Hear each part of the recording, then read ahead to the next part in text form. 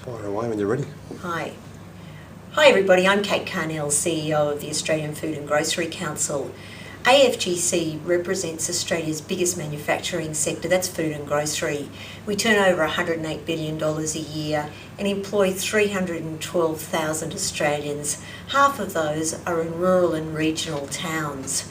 This year has been a huge year for our industry and for AFGC in particular. And I'd like to use this opportunity just to run through a few of the highlights. I'm not even going to try to mention all of the submissions, the press releases, the large number of representations AFGC has entered into on behalf of its members. But some highlights are, back in May, we launched the AFGC CHEP Retail Index. Now, this was an industry first because it predicted the next 3 months of retail sales, something that no other index does. Unfortunately, it predicted a fairly flat Christmas period. We then went on to launch the impact of carbon pricing on our industry after playing an important role during the debate leading up to the passing of the legislation. That piece of work not only outlined the impact on the industry but also gave industry some guidelines in how to prepare for the tax, and that's pretty important at this stage. We then went on to launch the 2020 Industry at the Crossroads report, which, along with AT Kearney, set out a whole range of the really serious challenges that the industry has to face over the next 5 to 8 years. What that showed is that if there's not changes, there will be significant job losses in our industry. But the report also showed some ideas or outlined some way forward for government and for industry to avoid these job losses. Some of the good bits of that report really made it clear to people like Senator Kim Carr, the Minister for Industry, and also the new head of the ACCC, that's Rod Sims, to take this whole issue of the profitability of the food and grocery manufacturing industry really seriously.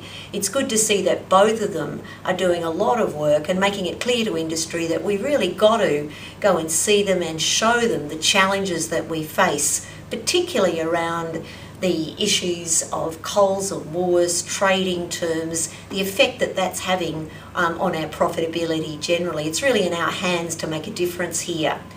We saw Joe Ludwig, the Minister for Agriculture, launch our State of the Industry report in November. That's the third of these reports that we've been doing with KPMG, which is a snapshot of what our industry actually looks like. It's a worthwhile document to get your hands on. It is on our website because it does really give a lot of stats, a lot of information about what food and grocery manufacturing really looks like in this country. We've seen the progression of the National Food Plan, something that AFGC lobbied for a number of years. In 2012, we'll really see that come to fruition. We've also seen the Food Processing Industry Strategy Group set up by, again, Senator Kim Carr, and that group, which includes a number of AFGC board members, will report in the new year with some real way forward for what we can do with our industry.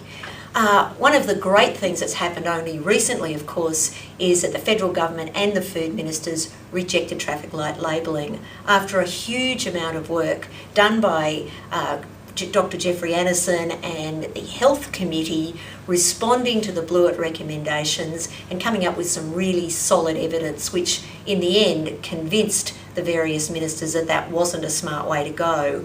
We will, though, in 2012 have to work with government to look at what research is saying worldwide and look at what best practice front of pack labelling will really look like.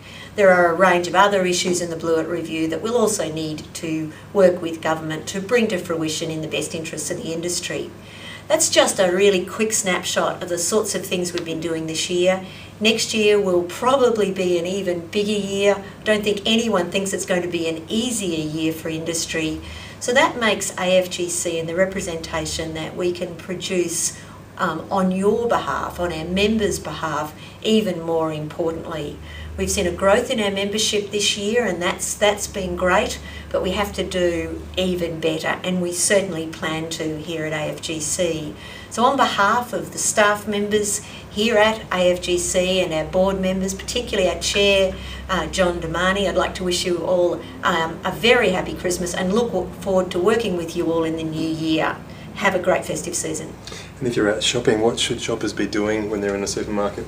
What we'd like to see is this Christmas everybody goes out and buys products from brand names that they know and trust. I think that's the important issue. We want to see jobs in Australia. We want to see brands continue to thrive into the future. Fantastic. That's a wrap.